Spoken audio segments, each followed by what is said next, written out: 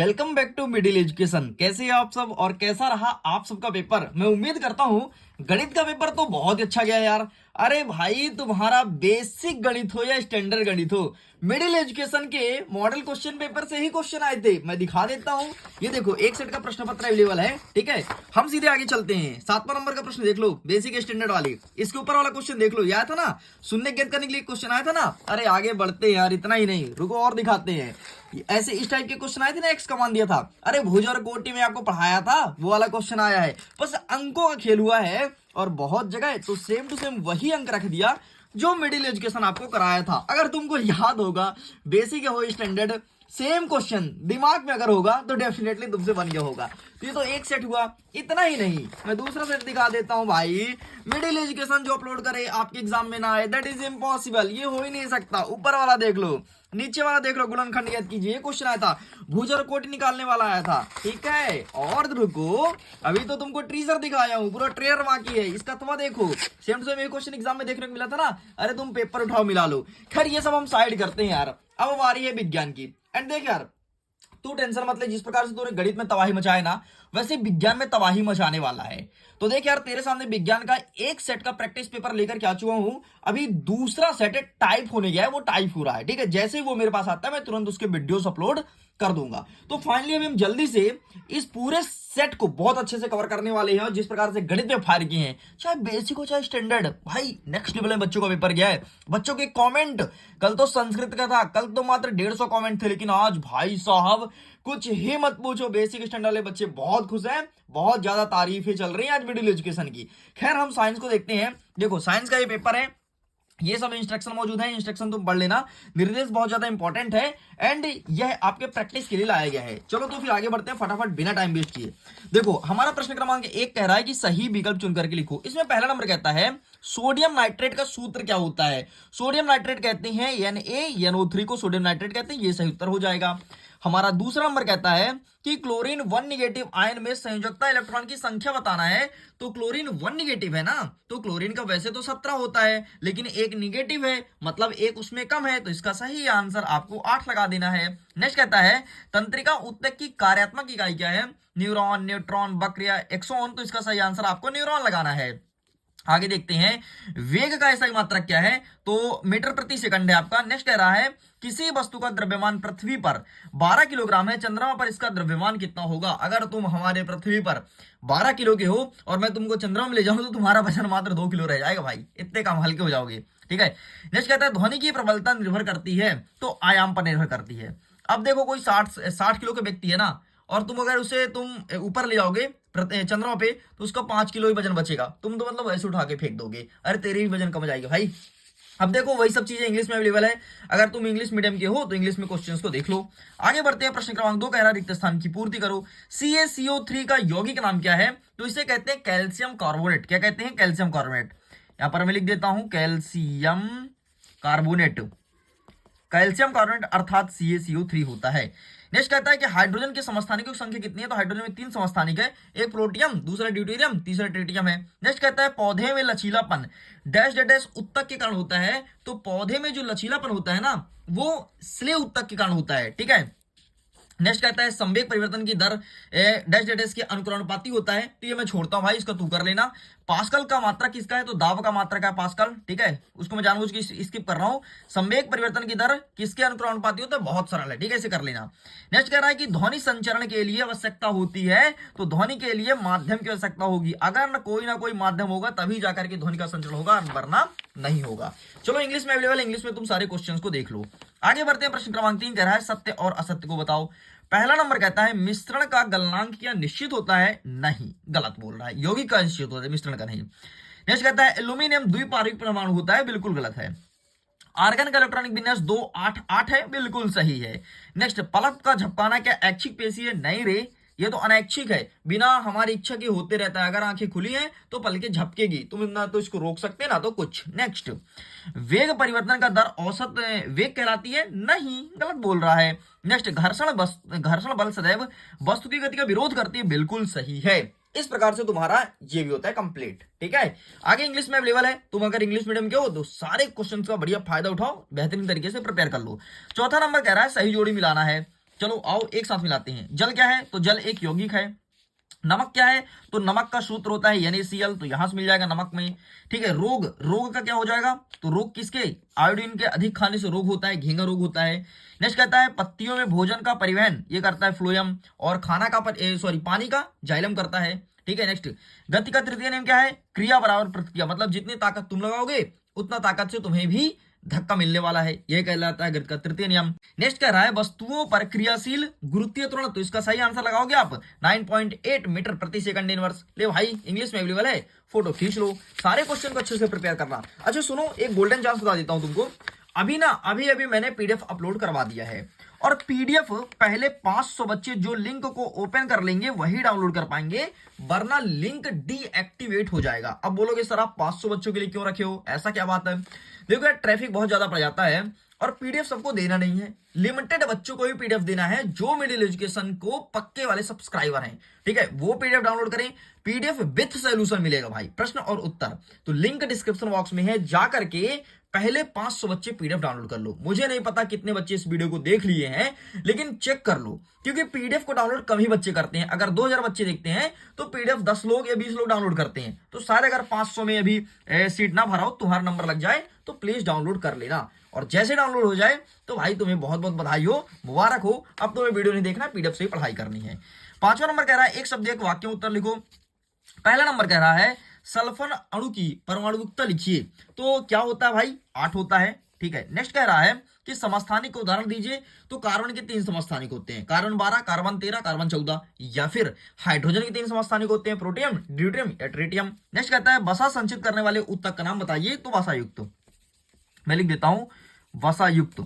Next कहता है गति मापने की इकाई क्या है? तो गति को हम प्रति सेकंड से मापते हैं, प्रति सेकंड से। ठीक है, प्रति सेकंड या मीटर प्रति सेकंड से नापते हैं। नेक्स्ट कहता है कि किसी वस्तु की स्थिति, गति या आकृति में परिवर्तन करने के लिए किए गए प्रयास को क्या कहते हैं? तो इसे बल कहा जाता है। नेक्स्ट कहता है सामान्य पुरुष की श्रव्यता पारस कितनी होती है? अगर तुम सामान्य पुरुष हो, वैसे तो पुरुष अभी नहीं होगे तुम, तो उसका होगा 20 हर्ट्ज से लेकर के 2000 हर्ट्ज तक। इतना तुम कान में आराम से ध्वनि सुन सकते हो। और जैसे ही इससे ऊपर हुआ तुम्हारे कान फटने लगेंगे भाई साहब। अब बोलोगे डीजे बंद कर रहे, नहीं तो तेरा डीजे फोड़ देंगे। ठीक, ये कंडीशन आने वाला है जब 2000 हर्ट्ज से ऊपर होगा तो।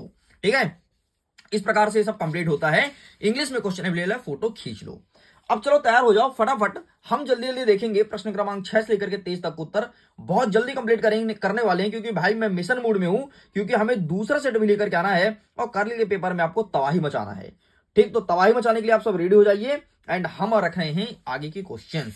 हमारा प्रश्न क्रमांक 6 कह रहा है कि निक्षेपण किसे कहते हैं, और अथवा कहता है कि विसरण को परिभाषित कीजिए। हम एक दिखाएंगे केवल निक्षेपण।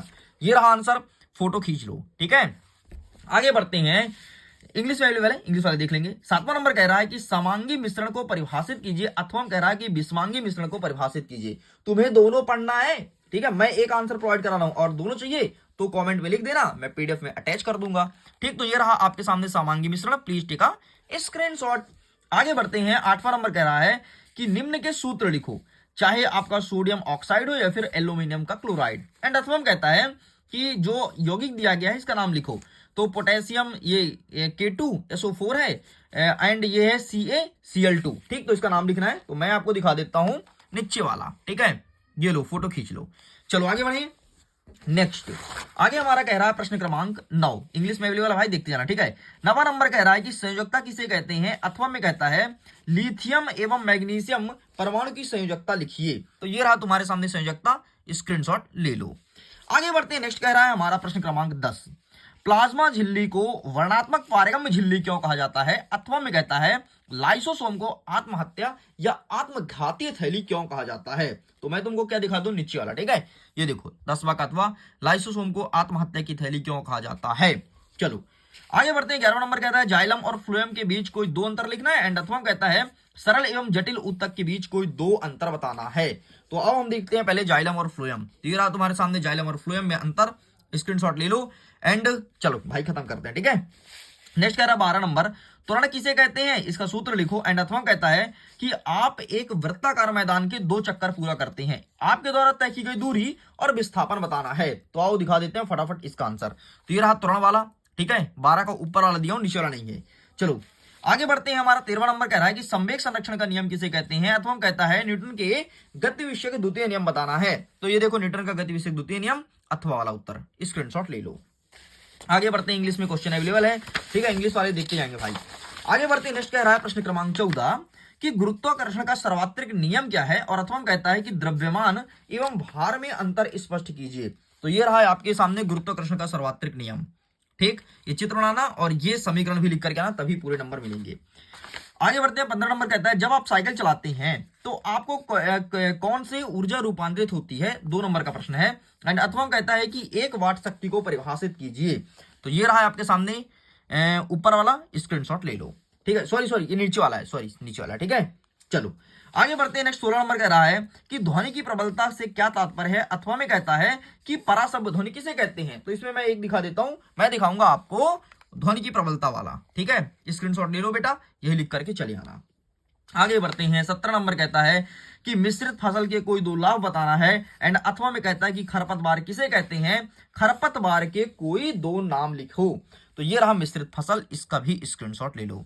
इस प्रकार से यार देखो, एक एक क्वेश्चंस को बेहतरीन तरीके से तुम प्रिपेयर करना, बेहतरीन तरीके से तुम्हें अथवा सहित पढ़ना है। और अगर तुम्हारा डिमांड होगा, वीडियोस पसंद आ रहा होगा, तुम्हें अगर गणित में फायदा मिला होगा, कमेंट करोगे कि सर दोनों लेकर के आओ, मैं दोनों लेकर के आऊंगा, पक्का है वादा, पक्का है वादा। आगे बढ़ते हैं, 17 नंबर कहता है कि निम्नलिखित को उदाहरण सहित व्याख्या कीजिए, संतृप्त विलयन, शुद्ध पदार्थ या कोलाइड, ठीक है। तो ये देख लेते हैं भाई, सबसे पहले शुद्ध पदार्थ देखो, इसके बाद देखो संतृप्त विलयन, इसके बाद देखो कोलाइड, यहां से स्टार्ट होता है, इस प्रकार से लिख लिख के कंप्लीट करेंगे।